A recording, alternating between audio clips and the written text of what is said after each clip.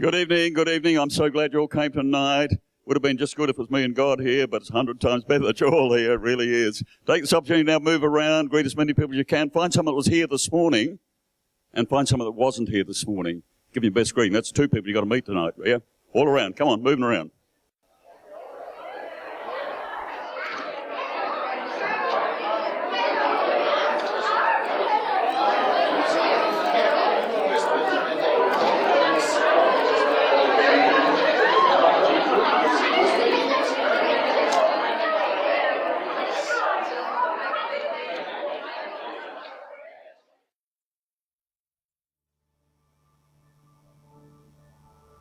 Yes, Lord, we want to thank you for all that you do in our lives. Lord, not just in ours, but for those before us and for those to come. Lord, as we stand here now, we just want to remember that one of ours is not doing too well at the moment and is in surgery. Father, we pray for doctor's hands upon her life. Lord, it's not serious, but Father, we still want things to go well. Be there in that space, Lord. And Lord, for each of us now, let us hear your practical word tonight. In Jesus' name. Amen. Well, have a seat. Unless, of course, you're going to kids' church. In which case, run like the wind. Kids' workers are ready for you. If not, they're running like the wind. Thanks, Leigh.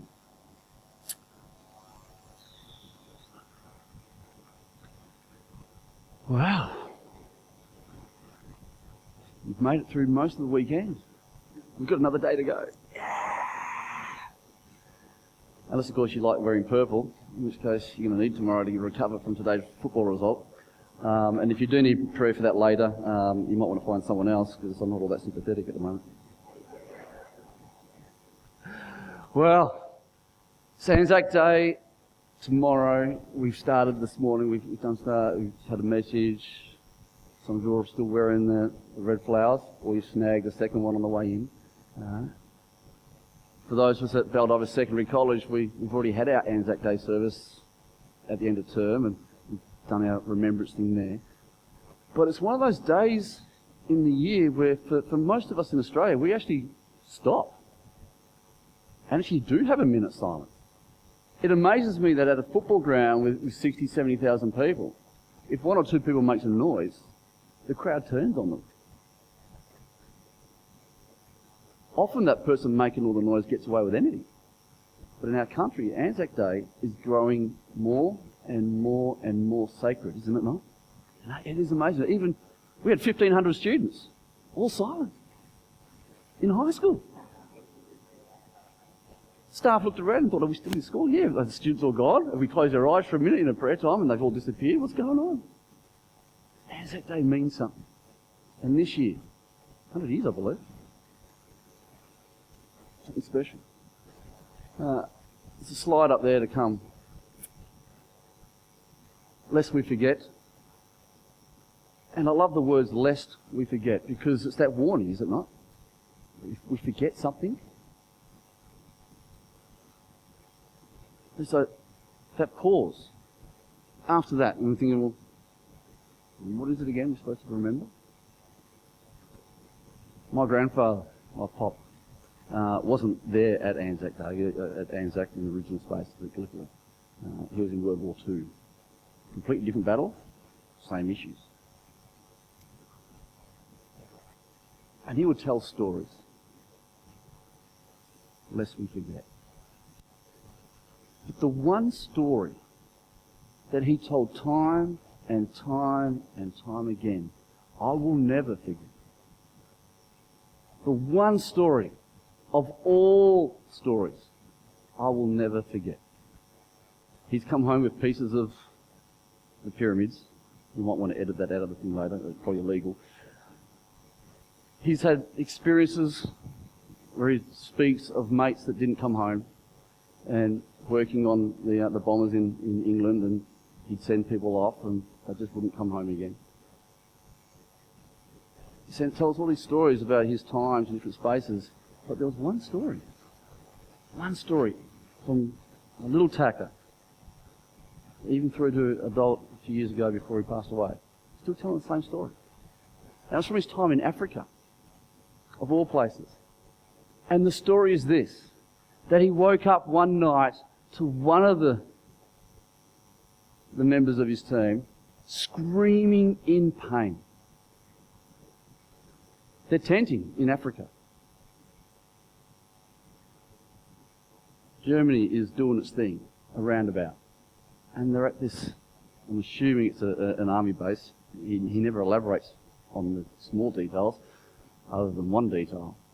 And they're all awoken by this guy screaming in pain, running around the campsite.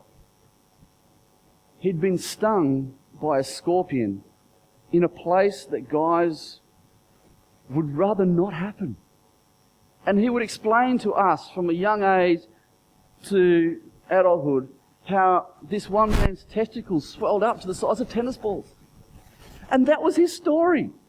Lest we forget. Lest we forget. And I will never forget that story. And he would tell it with such vivid memory and the emotion in it. And the emotion was not one of concern. It was one of laughter and sucked in. Testicle size of tennis balls. I thought, that's the story you want to hear from a young age. And it didn't matter, it was just me and my brother, that my cousins, them as well, made no difference. Male or female. First time visitor to the house or not, it didn't matter. Tennis balls.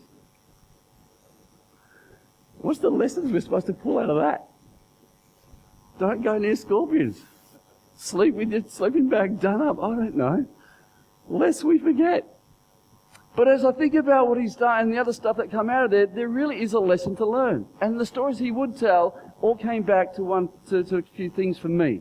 As I look, and every time we do Anzac Day, and I come back to that personal setting about what someone that I know, what's their stories. And the legacy that he come back was this mateship. You know, and you see that in Gallipoli. We talked about the courage this morning, about going over the wall of the trench.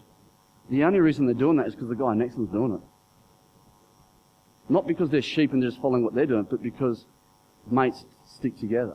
And so that sense of mateship, of standing together as one, looking after each other, even going with each other, that was important. Laughter in the space of adversity. The Australian, New Zealand, Anzac message that come out was they would laugh at all sorts of crazy stuff. And you hear stories of what some of these guys got up to. You think, man, they must have been laughing as much as crying. But when adversity and stress comes along, laughter was the medicine that got them through. How do you process the stuff that they would have to see? And thank the Lord that I don't have to see that. And to stand up for what is right. My pop, stand up for what is right. Even if everyone else disagrees, you stand up for what is right. And for each of us, if we know our own grandparents or great-grandparents, or we've got some sense of that legacy that comes through, it can be different to each of us. But there's some common themes in what that legacy is, lest we forget. But I suspect that maybe we don't always remember. We don't always remember. Because the generation that was alive in World War I was also alive in World War II. What did they forget? The cost and the sacrifice and how great it is. The lives that families that are destroyed or wiped out. The infrastructure and the economy that is destroyed. What did they forget? Now, I don't know who started World War I, and most people can't even point it out. People just differentiate between who started World War I. There's a whole lot of stuff. You can go on the internet, you can find all sorts of research as to where it happened. It turns out there's probably a whole lot of things. Someone got assassinated. Other things were going on. And you can't point the finger at any one person. And you can't even point the finger at Germany all the time from what I'm hearing. But whatever happened in that sort of space, we have this day on the 25th of April every year to remember something, lest we forget. And our young people are remembering the memory more vividly now than when I was at school. And that's good. That's a good thing. That's a good thing. See, when war finishes, we need to stop. We need to think about, what did we learn here? When we go through crisis in our lives, we need to stop and go, what did we learn here? What's the point if we didn't? We're going to remember the sacrifice that was paid in blood of so many people and so many families, and the cost that come from that, from the guys that came home, and then how they related to the people. The sacrifice that's been made for all that, we've got to remember something. And the importance of memory, the storytelling, the prompting, is where we're going tonight. This morning we heard, for those who are here, a message about taking courage. That moment before Moses and the guys had been running around the desert, they'd paid the price for being scared and not going. But then the next generation comes up and goes, let's go. Take courage, be strong, and go. And so then they do. They're victorious. They go through battle upon battle. They go through trial and testing and all sorts of faith stories. And then they birth their nation in their land. And then we get to the end of their time, and the 2.5 tribes who have already said, can we have the land back on the other side of the Jordan? Is that okay? And Moses said, yeah, that's all right, you can do this. And Joshua said, yeah, we're going to honour that, but just come and fight first. Honour your brothers first. The tribes have come across, they've done the battle, they've done all the stuff, they've been faithful, they've stayed true side all the time. And they come to the point where they say, look, can we go home now? The war's over. Can we go home? And Israel sends them away with blessing. Just don't forget the Lord. Go away, but don't forget. And as they journey off, the tribes, as they journey off, and the Reubenites, the Gadites, and you know, the half-clan of Manasseh, little tack-ons, as they get to the border of Canaan, before they cross the river, they decide to build an altar. Stone upon stone, they build an altar. And Israel hears about this. And they're not too happy about that. They already think, how soon can these guys have left us that they're already building their own altar to their own God, and they're forsaking the Lord? That's it. That doesn't happen. We've learnt the lesson. You've got to follow the Lord. You've got to back Him. Otherwise, it doesn't go too well for any of us. We've got to go wipe them out. They've got to learn the lesson. And so they've ready the army. The whole of Israel comes out to go after these guys. And on the way, they go, let's just send someone ahead. Let's send a messenger, send the priest, Phinehas, send him off, and just go and just let them know they've done wrong. Before we slap them about, just let them know they've been wrong. And as he gets there, he meets with them and he talks to them. They go, no, hang on, hold the phone. We haven't forsaken the Lord. And their reply is this. Let's bring that slide up, Jack. You can read it for you.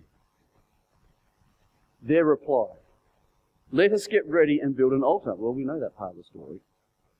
But not for burnt offerings and sacrifices.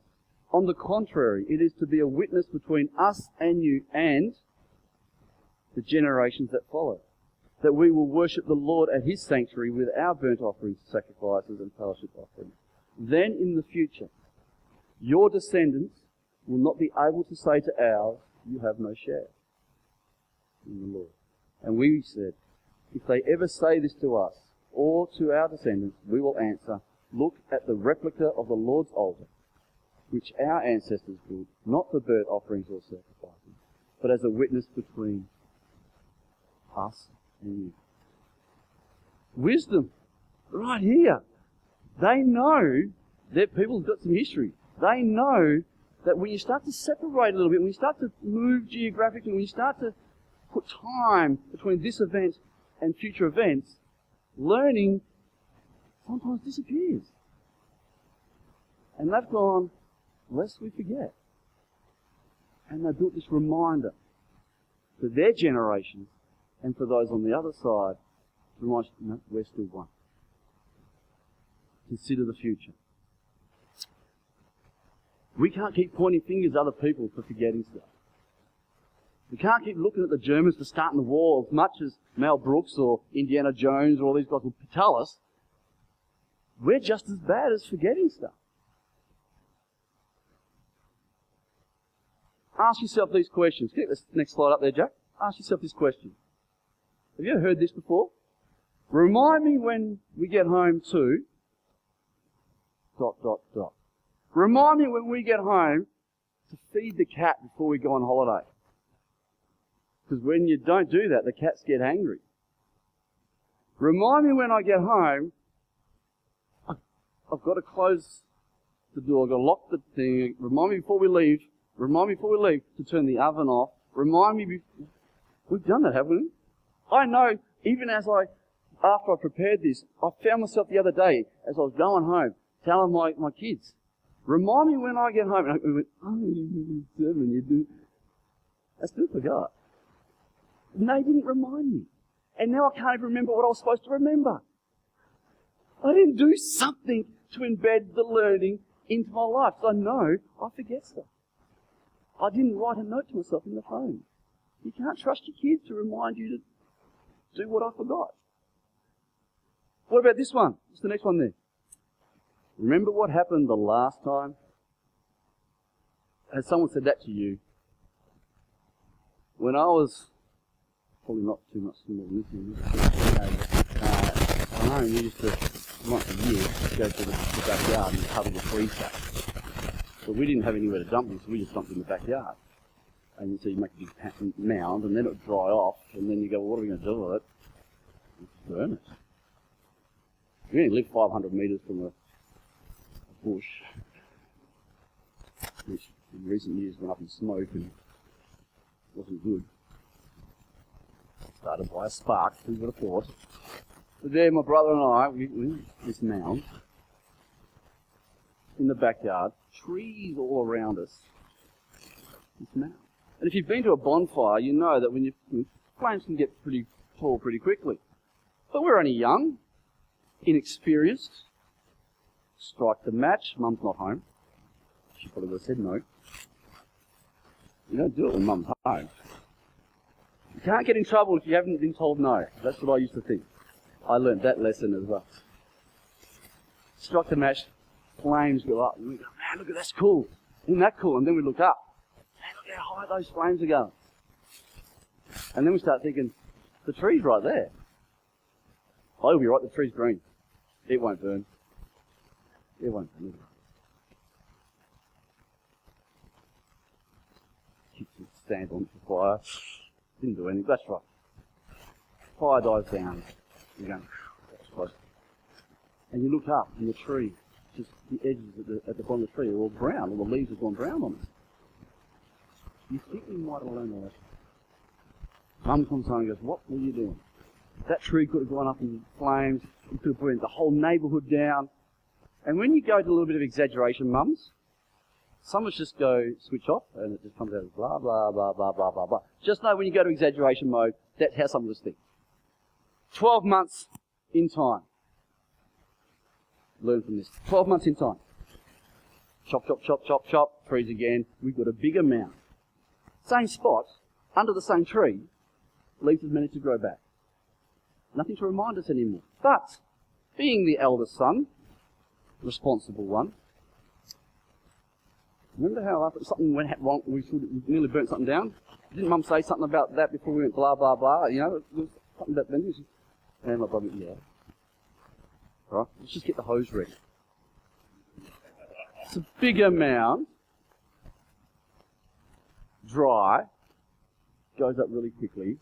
We knew that was going to happen, but it's all right, we've got a hose. Mum's not home. Strike the match. And it goes off. Now this tree is about 10, 15 metres tall, and over our side of the fence. It's the neighbour's tree over our side of the fence. And look, long story short, fire dies down after we hose it. The whole side of the 10, 15 metre tree is brown. Leaves have disappeared. Flames had started to go up this tree, and two young juvenile teenagers are with one little garden hose going, trying to be firemen for a day. It was amazing. But I learned a lesson. Don't have a bonfire near a tree. I should have learnt that the time before.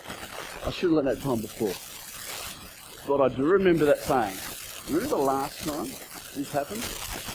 You've all heard it. We make these mistakes. We do these things. And you've got some stories. I can see in your faces. You've got some smiles of your own. You've got some stories that certainly beat my story. And that can happen afterwards in the cafe, and we'd love to hear them. We'd love to hear them. Just they won't be on tape for the rest of the world to hear them. We get forgetful. We just do. We can't help ourselves. We get busy. We need something to remind us. Half of us need an alarm to go off in the morning to remind me to get up. And we do that every day. 2 Peter, chapter 1. Simon Peter, someone of known, someone of now. I will always remind you of these things. He's talking about the stuff they've learned. Scriptures he's brought to life. The lessons he learned from Jesus himself. He's reminding people about this stuff. Even though you know them already. And are firmly established in the truth you now have. I think it's right to refresh your memory as long as I live.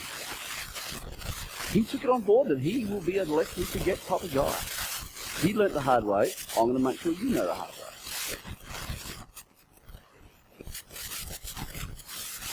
As long as I live in the tent of this body, because I know that I will soon put it aside, nice way of saying I'm going to die soon, as the Lord Jesus Christ has made clear to me. And I will make every effort to see that after my departure, you will always be able to remember these things. He was already thinking, post his death, before his death, he's already thinking about what's going to happen after that time. How am I going to remind my sheep about the lessons they've had to learn? If it's important for him, why is it not important for us? If the people of World War I didn't feel the need to build an altar to remind people, hang on, World War is not always the way to solve stuff. If the person who trained their car after having too much to drink didn't build an altar to remind them something needed to change, the chances are you're just going to do it again. For those of us who live on the other side of the Salt Lake, driving to church today in the morning, you would have seen a speed camera on Safety Bay Road. Those of us on the other side of the Salt Lake would also have noticed that speed camera was still active and alive at 5:30 today as you drove into the night service. So all afternoon it's there. I went past that twice, successfully, cleanly, no flashes going off. But I wonder how many people would have done that, because they don't normally sit there for so long. What would you have done? What do we do to remind ourselves to change, to learn? What is it that goes in there? Because it is important, not just in the physical, in what we do day to day, to remember to put the cat out at night, but also to remember what has God taught me in my life. Because he seems to use experience to get his point across. Not just individually, but also as a body of believers. This church has learnt many lessons over time. Some are really good and fun and raising money and building buildings, and others are about pain and hurt. We have to go through them. But we want to learn that lesson, so we sometimes don't have to do it twice. So the alternative thinking is not very good either. Next slide. Comes from the book of James. Anyone who listens to the word but does not do what it says is like someone who looks at his face in the mirror and, after looking at himself, goes away and immediately forgets what he looks like. How foolish is that? But that's the same thing as if we learn a lesson and then immediately walk away and forget about that. I just got flashed, I just lost all those demerit points, I lost all that money, and then 20 minutes down the road, it's done again. We've got to change the way that we learn. And then we've got to change the way we take that learning and put it into action today, tomorrow, and into the future. Church, there's no argument with that. Everyone goes, yes. I know. I forget. But yes, right, we need to do that. What does God do? What does God say? He says keep it simple. If we're going to learn things, well, we need to be reminded of them. And if we need to be reminded, what are we going to do? We've got to prompt that memory. So let's keep it simple. And if there's ever a group of people that needed it to be kept simple, it's those guys that had to walk around a desert for 40 years because they just didn't get it. And more importantly, they were the guys that were given the Ten Commandments. And a whole bunch of other stuff to go with it. You've got to remember this because you're going to be telling this story for generations to come. And what does God say? What does God do to help them to remind, to remember? It wasn't about building a big building for them to worship Him. It wasn't about building a carved image to take away. Anyone know what it was? Scholars in front of Him? Better bring up that scripture verse there, Jack. It was. If you were looking blankly at my structure, the Lord said to Moses, "Speak to the Israelites and say to them, throughout the generations to come, you are to make tassels on the corner of your garment, with blue cord on each tassel. You will have these tassels to look at, so you will remember all the commands of the Lord, that you may obey them and not prostitute yourselves by chasing after the lust of your own heart and eyes." What is the solution? What is the suggestion by the Creator of the whole world? Put a tassel, a piece of thread, wound around itself many times, and make a fluffy ending on it, I don't know, and then put a blue cord to it, to remind you specifically about this. And everyone's going to have them. And wherever you go, you will see these things on the gut have no purpose. They don't hold your shirt together. They're no good at swatting flies away because faces up here. It's a tablet. Get in the way, get in front of her sheep. I don't know. Ladies, if they were carrying water back from the well, I'm sure those tassels would get in the way. And if you're going to get in the way, you're going to look at them. And if you're going to look at them, you're going to go, why are they here? And when the generations to come go, why are we wearing these tassels? The older people will say, because we need to remember the Lord. It's something simple. Now, I'm not suggesting to you tonight, go home, find a tassel and staple it to your shirt. I'm not suggesting that. It's going to fall off. But I think that simple approach, put something physical in your life that you will see will make the difference. Researchers have shown that certain scents, like smell, aromas, sounds, will trigger memory. Taste triggers memory. The other day, I took a few weeks ago, or maybe a bit longer because I'm getting older, so I can sort of blend together and stuff. A little while ago, a song came on the radio. I was flicking, I got frustrated, I was flicking through. It might have been Sunday night after church when they had the jazz show on Sunshine, that just drove me nuts. And just flicking through, just give me something. And this song from my past, like 30 years ago, came on the radio. And in that moment, I didn't just remember the song, I remembered the computer game as a young kid I was playing while that song was in the background. So it wasn't my song. I didn't listen to music back then, my mum did. And I've gone, oh wow. You remember that game? It's like, it's not like you guys know it these days. You know, there's no graphics, it's just squares bouncing around. A song! Out of nowhere. Whenever I smell oranges or lemons these days, my mind gets pushed back 10 years. Not to an orchard, not to a citrus bowl, not like that, no, to a ride at California Adventure Park at Disneyland, because they have this sort of flight simulator thing where they go over California and they fly over these fruit trees and they spray this citrus smell into the air. And so now when I smell citrus smell, I think not of an orchard and a lemon, I think of a ride at Disneyland. It works. We need to put things into our life that are going to trigger our memory the best. But we need to apply them to learning.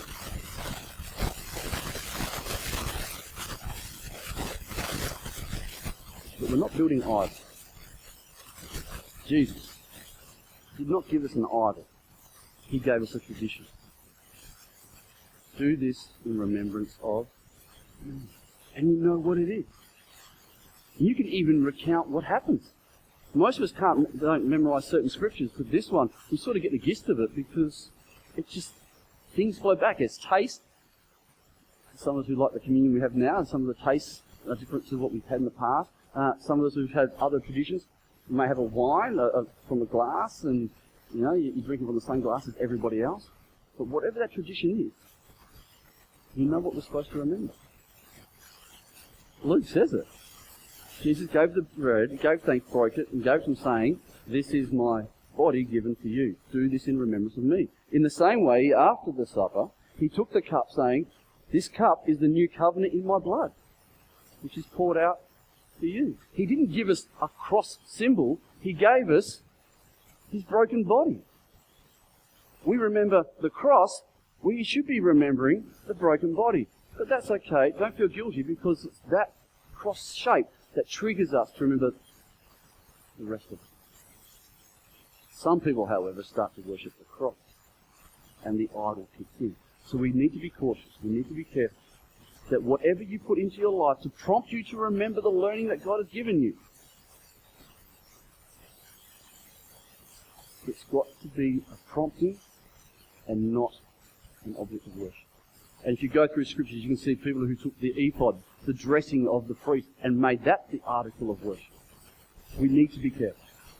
But you guys are mature, you guys are wise, you're in the 21st century now, so you're not going to fall for those old tricks.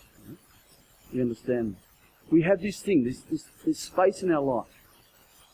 We've paid the price, maybe not in blood, but we've gone through some hard times. How are we going to remember it, church?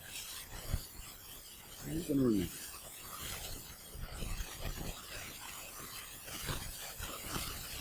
In my time as a youth pastor, I take young people on camps all the time. And I come to this space where I go, they get home from camp, and they'll remember what happened at camp for a while, because who's there at home asking, "What did you do?" Mum. Or Dad, for maybe once, but Mum for a few times, to make sure they get the money's worth out of it. And they go, "What happened at camp? What did you do?" And then you go, "What did you learn?" If you get sent to a church camp, what did you learn? So that's why we're investing all this money into it. What did you learn? And so we remind them for a few days. And if it's something really cool like obey your parents, you remind them for a few more weeks, or at that moment in time where they haven't cleaned their room, and you say, "You remember what you learned at camp? You've got to obey your parents. Your parent is telling you to clean your room." You know that one. But if I ask the question, and as I did back then to myself, can you remember what was preached 3 weeks ago?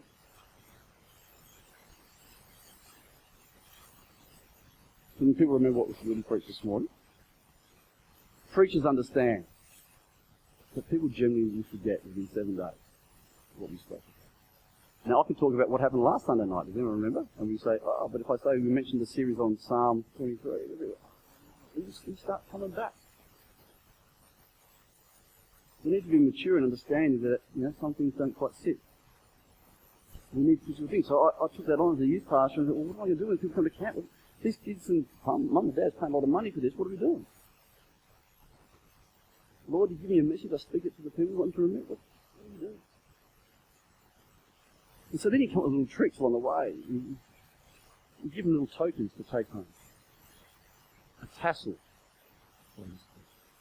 I've given away little toy soldiers, little spinning tops, pieces of card with something clever on them, dead flowers, just different stuff. My old office used to have all these little things splattered around the wall. I'd have photos of key moments in time where me and a group of people have gone on a journey together and we've learnt something. And I have those photos somewhere where I can see them. Why? Because in the weeks, in the months, in the years to come, I want to have something that's going to prompt me to go, "Remember what happened back at that camp? Remember what happened back then when the Lord showed you this?" And we would do that at organised, structured events like that. But then what happened about my daily reading? My daily life? How do I learn those things? The Lord told me once, you've got to read the Word every day. Spend time with me. You've heard that before, haven't you? You do it every day? Yeah, make the time. Then there's those days when you're really tired, and you're not feeling too well, or something's going on, and the world's just pushing down. You need something to prompt that reminder. And so for me, I learnt that I need to be in this every day. I need to be in this every day. It's a little bit worn now, bits are starting to fall off. You know, it's sort of hard. I have to tuck things well and it's supposed to be, but it's just the way things are. But I leave this on the bedside table, not in the drawer where I won't see it and I'll forget it, but on top. So every night, every morning, I wake up and that's what I see. After my lucky life. But I see that, and I need to remember to read that. I need to remember to talk to the author of the Word. Physically sitting right next to me. We say grace every meal time. Do you guys? A study a few years ago showed that most Christians don't say grace. We do. Why? Well, not because that's just what we do, but because I wanted to make sure that we remember who provides for me. Right? And it ain't mum. These little traditions, these little things that we put into our life. Some by chance. But we need tonight put this intention. I want to invite the team back up. I want to ask you tonight, what have you learned recently? What was the last lesson God took you through?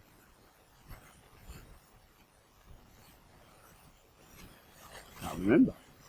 Well, there you go. There's a sign. You need to start remembering stuff. If you can remember,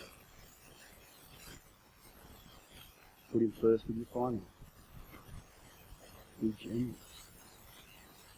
Don't be afraid to speak to someone you don't know. Humble yourself before your spouse. What was the last lesson God taught you?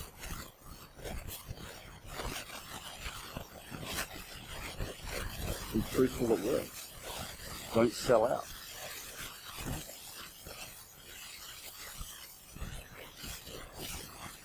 Be honest in front of other people. I'm a believer. I don't just go to church. I actually really believe that stuff. What is the lesson that God has taught you? Because it's going to be different to what my lessons are. My journey is not your journey. You have the same learning, but your time is your time. What is it that God has taught you? And what are you going to do to ensure that in the generations to come, even if it's just you in the decades to come, that you're not going to have to learn that lesson again? When I gave financially to begin with, I learned you've got to put God first in finances. There was a period of time there where I wasn't quite so on for that. I was still giving, but I was counting the pennies and I was going, right, I reckon I can get away. I reckon I can get away with only tithing exactly 10%, as opposed to going to what I was doing beforehand, which was above that, because I wanted to be generous. I learned that when I was generous, God doesn't fall short. He outgives me. I forgot that because of what was going on. And I was wondering why my car was seeming to be costing more money and the bills seemed to be stacking up more. And then I realised I got a bit tight.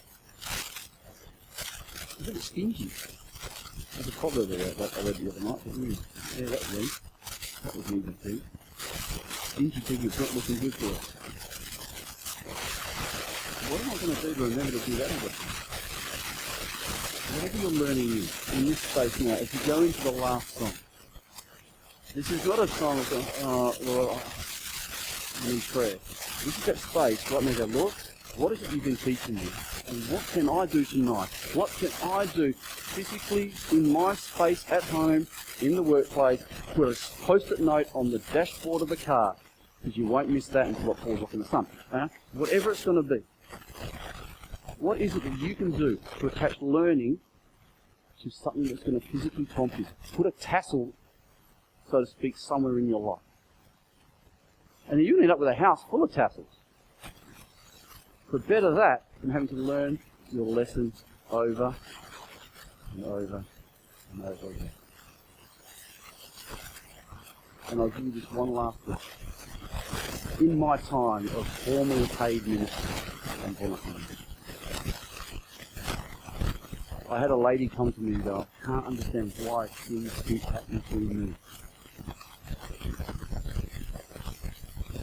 And we talk about time and time again, this person did not understand their rebellion. She'd learn it, I'm a rebellious person.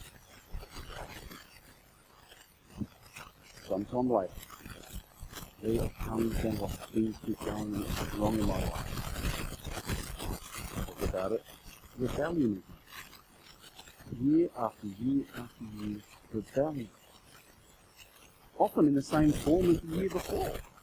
I thought you dealt with that. Oh, but this learning, you do not apply, it will come back. God is teaching you a lesson for a reason. He knows best. He's teaching you that lesson for a reason, and unless you take that learning that you've gone through, that you've paid for in blood or whatever it is, lest you forget, you will have to go through it again. It's just what happens. It's just the way He does things. Not just individually, but also as a church. So church, as we move into this relaunch, as we've moved into this new space, and there's new faces coming around, we need to start understanding. Part of our learning over these last sort of 2 or 3 years in my space is, if you're not involved, things don't work. If we're not prepared to be courageous and step out of our comfort zone, things don't work. We need to take these learnings somehow and put them into some sort of reminder system somewhere. I love it when Pastor Gordon gets up and says, this is my 4th building campaign, we've built this one, we've built that one, and we always got the money. Somehow the Lord delivered, but we had to be faithful too. So that's the lesson we learn. He tells the story. He reminds us. But what happens when you forget that? Who's going to remind us then? We have to wait for Pastor Gordon to remind us, hey, God's going to give it. Put something in place. Otherwise, you just wasted the last 25 minutes.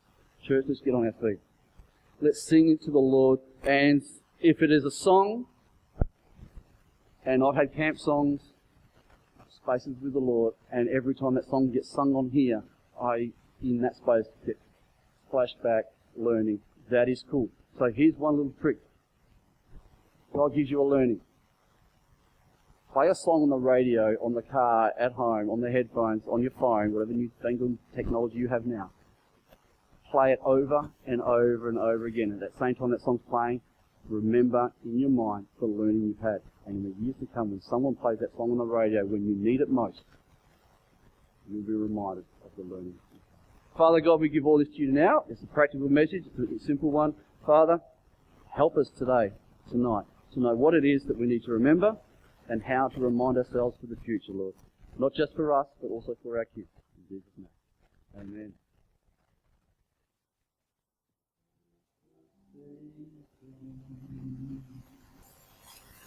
Lord, we want to thank you for all that you've done. Lord, you've taken us through all sorts of lessons. You've drawn us into this space. We get to worship together. We get to live in the same area together. And Lord, we have that same mission. Lord, along the way, you've shaped me and you shaped each of us here with special gifts and talents to reach out to the world around us. Along the way, Lord, you've shown us even how to use those gifts and talents for your best effect. Lord, you've even taken us on those journeys where you stepped off the narrow road. You've taught us how to get back. Lord, you are always faithful. You are always there to bring us back. But Lord, tonight, help each of us to continue to move forward, not just in one small step, but Lord, to take each step with intentionality, to put it into action, that Lord, we don't have to be told what. Father, may we be a people that does not wander around the desert for you. In Jesus' name. Amen. Church, crack open those journals, write them down, maybe go back and read your old journal. Take a photo of something you did to remind you what to do that again, like burn the tree. Whatever creative spark flows within you, and there are many in this room, do it in Jesus' name and make a difference. First, we've got Anzac cookies out there. There is study material, or the book to read for the study stuff. You can go out there and do that. Stick around. Share that story of, remember the last time you did this? Share the stories with each other. I once built some stage sets so big, I thought, I could do that. I'm going to build more of these. So big, we couldn't even get them out the door.